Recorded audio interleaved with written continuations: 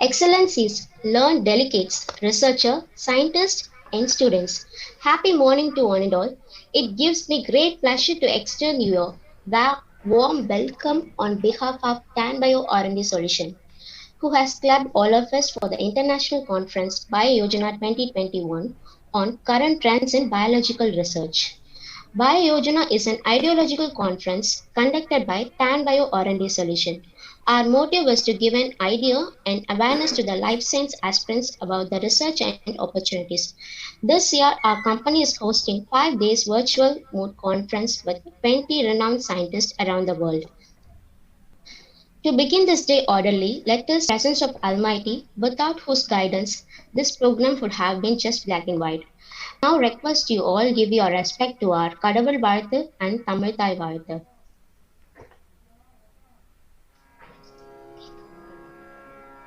அறத்துப்பால் பாயிரவியல் அதிகாரம் 1 கடவுள் வாழ்த்து. அகர முதல எழுத்தெல்லாம் ஆதி பகவன் முதற்றே உலகு கற்றதனால் ஆய பயனென் கொல் வாளறிவன் நற்றால் தொழாரெனின் மலமிசை ஏகினான் மானடி சேர்ந்தார் நிலமிசை நீடு வாழ்வார் வேண்டுதல் வேண்டாமை இலானடி சேர்ந்தார் யாண்டும் இடும்பை இல இருள் சேர் இருவினையும் சேரா இறைவன் பொருள் சேர் புகழ் புரிந்தார் மாட்டு பொறிவாயில் ஐந்தவித்தான் பொய் தீர் ஒழுக்க நெறி நின்றார் நீடு வாழ்வார் தனக்குவமை இல்லாதான் தாழ் சேர்ந்தார் கல்லால் மனக்கவலை மாற்றல் அரிது அறவாழி அந்தணன் தாழ் சேர்ந்தார் கல்லால்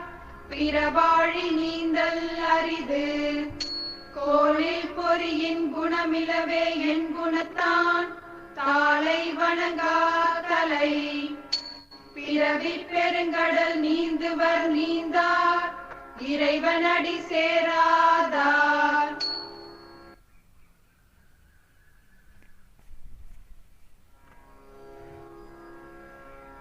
அறத்துப்பால் பாயிரவியல் அதிகாரம்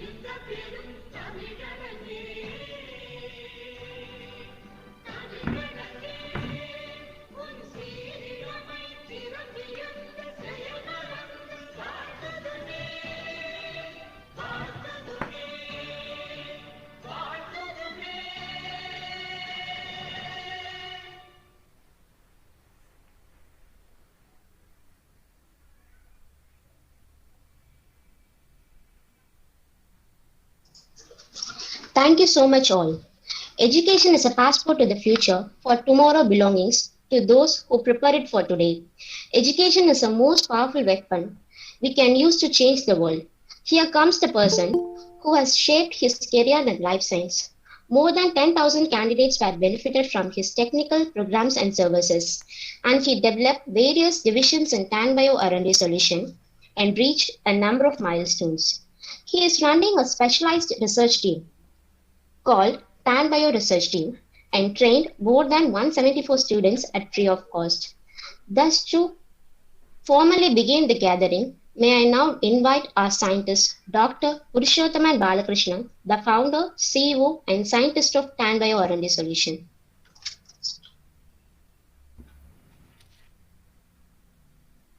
Very good morning to one and all gathered here. Welcome to BioYojana 2021 International Conference on Current Trends in Biological Research. It is an ideological conference conducted by Tanbay R&D Solution, Tanjavur, Tamil Nadu, India. Stars shine at night. Some stars shine at bright daylight, like our chief guest, who puts his soul and heart for uplifting others. Now it's our pleasure to welcome our honorary chief guest, Dr. Satyanarayana N. Gumadi, M.Tech PhD, Professor in Department of Biotechnology, Indian Institute of Technology, Madras, Chennai, Tamil Nadu, India. Good morning, sir. We wholeheartedly welcome the 20 eminent speakers from various parts of the world who will going to add the perils to the crown. We're very happy to welcome all the experience from various research institutes, universities, colleges, hospitals, and industries around the world. Last but not least, we quietly invite our scientific advisory board members who all are the reason for this wonderful occasion. We hope this 5-day ideological conference will be very useful to all of you in various aspects of research and opportunities in life sciences. Now there is no time to elaborate everything. I will give a detailed note in the validity section of this program. Once again, I welcome you all. Thank you.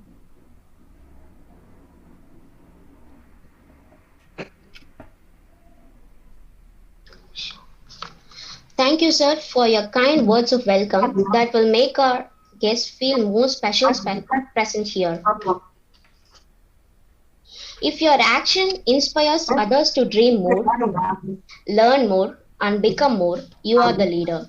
At this juncture, I would like to attribute this proverb to our chief guest because their valuable past make them more important today and it will make an impact on future generations. I feel privileged to have such distinguished chief guest, Dr. Satyanarayana N. Gumadi among us. Dr. Satyanarayana N. Gumadi is a professor, Department of Biotechnology, IIT Madras. He obtained his PhD from IIT Madras. He is also a Fellow of Research Society of Chemistry and Fellow of Society for Biotechnology. He is also a recipient of Young Scientist and Distinguished Bioengineer Award. His research interest includes microbial and enzymatic approach for the production of industrial metabolites and understanding the molecular and biochemical basis of phospholipid translocation in cellular membranes. He has also published various research and review articles in reputed journals. It will be my honor to invite Dr. Satyanarayana N. Gumadi, sir, to present visionary words in his field. Over to you, sir.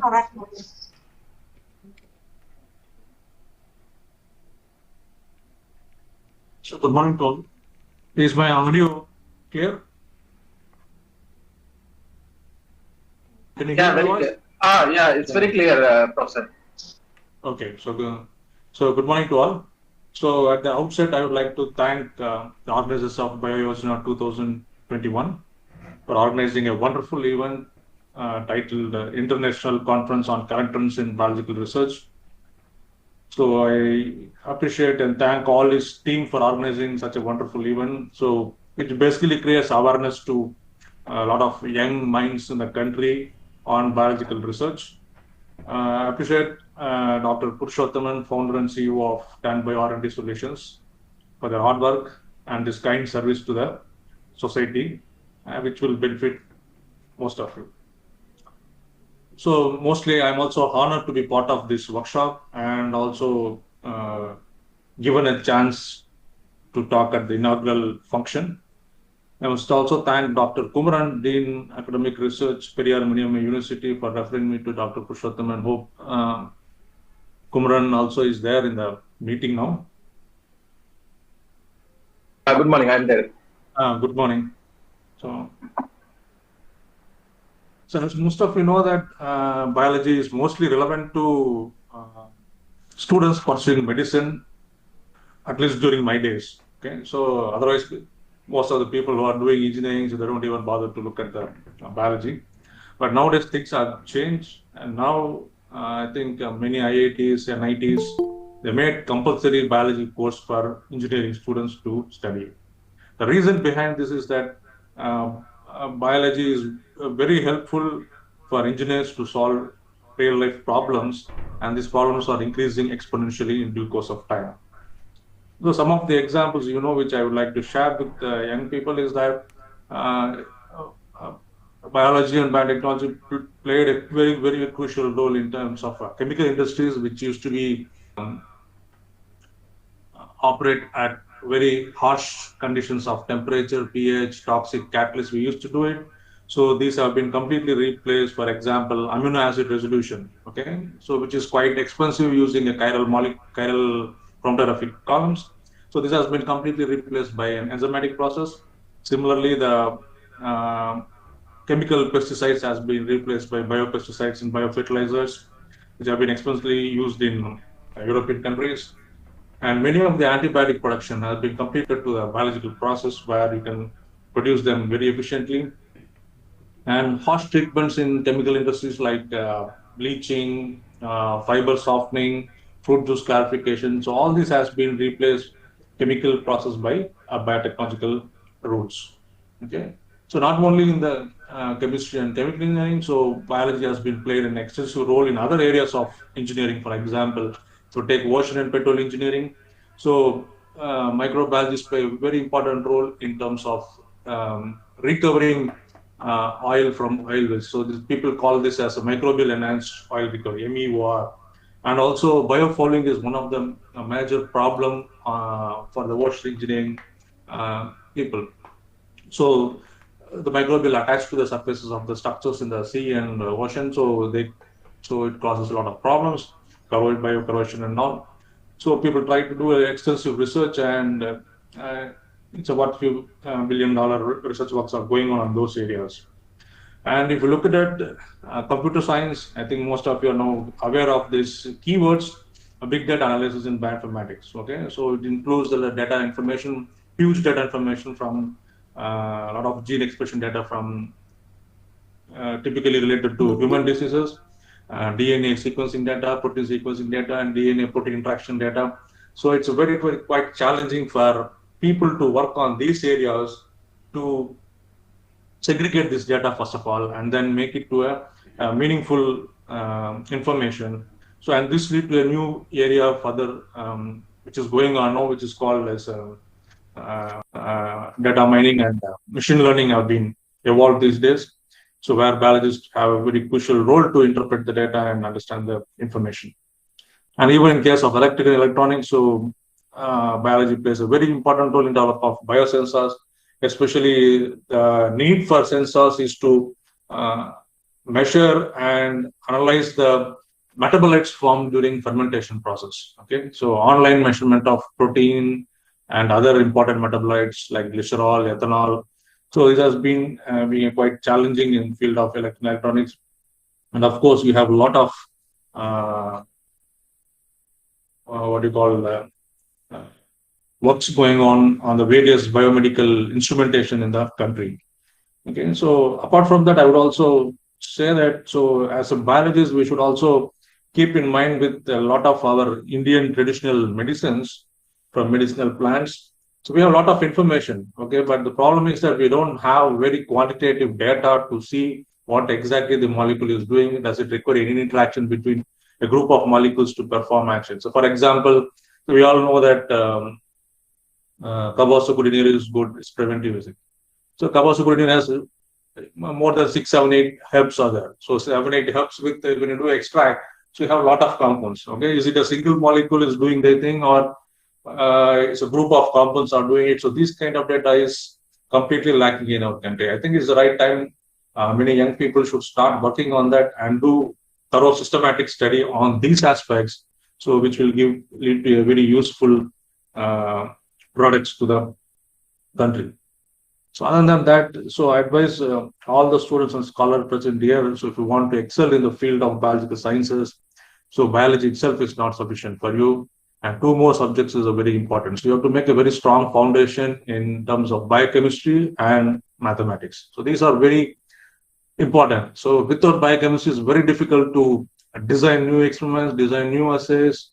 So you want to see the biomolecular interactions. It's very difficult unless you make a very strong foundation in biochemistry. At the same way, you also need to develop a little skills in mathematics, because you need to have a quantitative approach to look into the problem and to understand, interpret the data that you get. Okay, so these two are quite important. And last but not least, one small piece of advice to all you. So try to know ABC of everything. Okay, so if you don't know, also it's fine. But most importantly is that you should know XYZ of something. That's very important. Okay. So one of the major problem with major research groups in our country is that, so we're all becoming nowadays more superficial knowledge. So we ourselves will try to do so many things. For example, so we try to do chemistry, and then we shifted to nano, and we shifted to do bioassays, we do anti-cancer activities, we do anti-HIV and all these things. So all this leads to, you might get a few publications quite quickly, but what eventually will become is a person with a superficial knowledge. So we don't have an in-depth knowledge on a particular subject. This is very quite important. The young people should focus on that and try to get a very in-depth knowledge in what is your core strength. Okay, so that's why if you look at out the CV of a lot of Nobel laureates, so they will be working with only one project in the entire 30-40 years of their career to solve one particular problem. So that is the depth in which they investigate the scientific problem. Okay, so with this, I thank you all for participating in this conference, and hope you will all enjoy the next 5 to 6 days. Have a pleasant stay. So with this, can I have some 15-20 minutes presentation? Is that fine, or? So Dr. Purushothaman? Sir, take your own time, sir. No problem. You just give a delivery a message of your so topic, sir. You can do. So I just So thank you, Professor Satyendra, everybody. Yeah.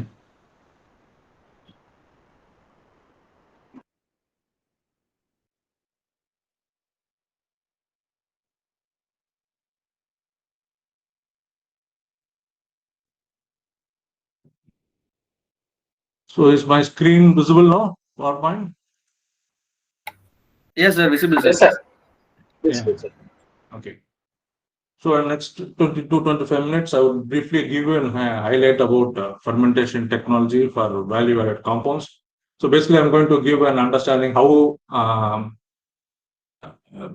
scientists understood the fermentation process in due course of time. And this is very important because the entire biotech field came out of from fermentation technology and producing primary and secondary metabolites. And also there are also a lot of scope in doing some of the works. That is what I'm going to discuss in next few minutes.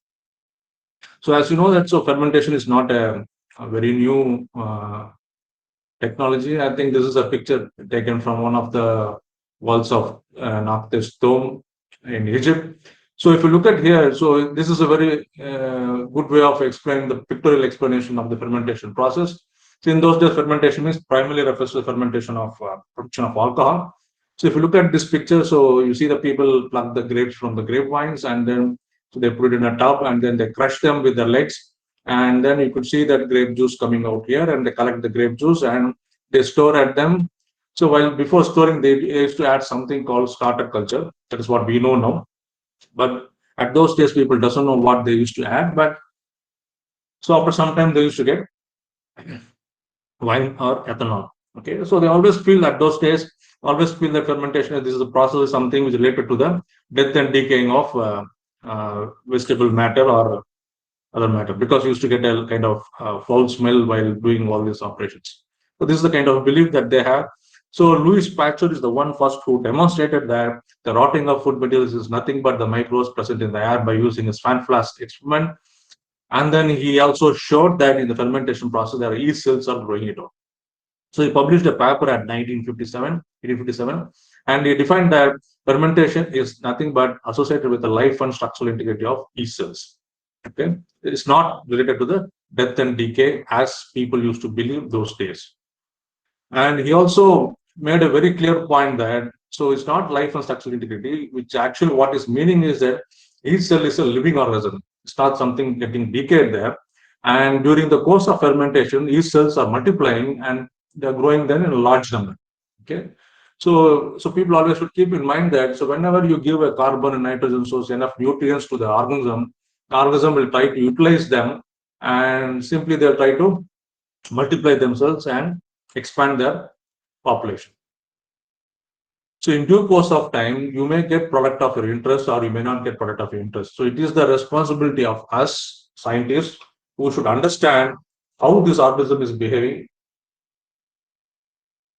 and what kind of nutrients should I give and how to manipulate the environmental condition so that I can get product of my interest. So that is what the entire fermentation and production people will try to do it. So in his paper, he always tried to keep on interchanging the word cell with fermenter. Okay. So FERMENTER. So whenever you see a word TER, it refers to the organism which is doing fermentation process. If it is TOR, it is the vessel in which fermentation is happening. Okay. So just keep in mind that. So you always you can either write, you can use cell or organism name, or you can also refer them to as a fermenter TER. Okay. In wherever you write them. So later around in 1890, so Maurice Stroh, okay, so he's again a German chemist who said that so even though cells are growing in the alcohol fermentation, the cells are not converting sucrose to ethanol. So actually it is some molecules inside the yeast cell, they are protein-like molecules, and they catalyze the reaction. So that's how the enzyme's name has come. So enzyme means in Latin, it's in yeast. Okay. So these are the non-living material inside the living organism while they are growing. So, and these do catalytic reactions and convert sucrose to ethanol. And he also said that these were not destroyed doing such things, which means that they are catalysts. And he gave a very clear biochemical definition of fermentation process. He says that any fermentation, any microbial growth conditions in which you produce a highly oxidized product and highly reduced product, okay, is called as a fermentation. So in case of alcohol fermentation, carbon dioxide evolution is the highly oxidized product and alcohol formation is the highly reduced product. Okay, so that's a very standard biochemical definition of fermentation. So more interestingly, so Edward Buchner, so he got a Nobel Prize in 1907 for doing a wonderful experiment. So what he did was he took the concept of Louis Pasteur, where he says that yeast cells are involved in the fermentation, and he also accepted the hypothesis of Maurice Stroh, where the non-living material inside the living cell is doing all these reactions. Now he combined these two concepts. What he did is that he grew yeast cells and he lysed them and then took the cell-free extract. And to the cell-free extract, he added sucrose, and he demonstrated that it can be converted into ethanol. Okay, so by this way, he proved that both the hypothesis and the theories of Louis Pasteur and Maurice Stroh is proven. Okay, so the fermentation process is actually carried out by non-living material called enzymes within the cell, which is doing it out. But these enzymes are originated from the living organisms, either bacteria or yeast. Okay. So that is how the biocatalyst enzymes also get retained a very popularity in the thing. So till those days, so most of the biotech industries, if you call them, most of them involved in alcohol wine fermentation, and to an extent you have acetone vinegar fermentation. So all these are anaerobic process, and they don't require so much demand. It's all locally made in this case. So the actual fermentation and biotechnological industries demand came during World War I. So if you look at out here, so Germany is fighting against UK and France. So they are allies and making a war against Germany. And for ammunition, Germany requires a lot of glycerol. Okay, so and to import glycerol, it has to come through the sea route. So wherever it comes close in the vicinity of France or UK, so they block the shipment of glycerol to Germany, because with the glycerol only will make trinitroglycerin, and which can be used as ammunition in this case. So that time, so there's a German biochemist who's called Karl Neuberg. So he did a fantastic fermentation experiment. So what he tried to do is, this is the regular alcohol fermentation path, anaerobic pathway. So glucose goes to glycerol 3-phosphate and goes to pyruvate, acetaldehyde, and acetaldehyde to alcohol. So these are the two key enzymes, so which are responsible for the fermentation process. The enzyme is glycerol 3-phosphate dehydrogenase, so which will convert glycerol 3-phosphate to diphosphoglyceric acid by taking NAD plus and reduce it to NADH. Whereas the other enzyme, alcohol dehydrogenase, so which takes NADH and oxidates to NAD plus. So by this way, cell maintains the reducing power in the inside the cell. Okay, the reducing power means the ratio of NAD plus to NADH in the cell is maintained. Now, what you try to do is that you want to disrupt this. So what you did, you added sodium sulfide, and sodium sulfide immediately reacts with acetaldehyde and forms bisulfate adduct. Okay, so now the acetaldehyde cannot be converted into ethanol. So NADH is not again recycled to NAD plus. So there is an imbalance in the reducing power inside the cell. So in order to overcome this, what cell does is that so immediately it switches its pathway to a different direction. Instead of glycerol 3-phosphate going to 1,3-diphosphoglyceric acid, now it is being diverted to dihydroxyacetone 3-phosphate to glycerol 3-phosphate. So the enzyme B does exactly same as alcohol dehydrogenase, means which recycles NADH to NAD plus and convert dihydroxyacetone 3-phosphate to glycerol 3-phosphate. So thereby cell retains its reducing power, but instead of producing ethanol, it produces glycerol. Okay, so this was a big achievement, and Germany successfully overcome the problem of getting glycerol from other countries, so they could manufacture their own glycerol for the war. So this is a very beautiful experiment. So this is one. If you talk nowadays, people call this as a metabolic engineering. Okay, so metabolic engineering you can do either by adding a chemical compounds or inhibitors, which inhibits a particular pathway, so that cell diverts its pathway to the another direction, or you can do it by genetically. You can also delete this alcohol dehydrogenase gene, so cell can also be converted into glycerol synthesis pathway. So this is a one major breakdown where people thought out of the box and tried to move away from the alcohol fermentation to trying to produce glycerol.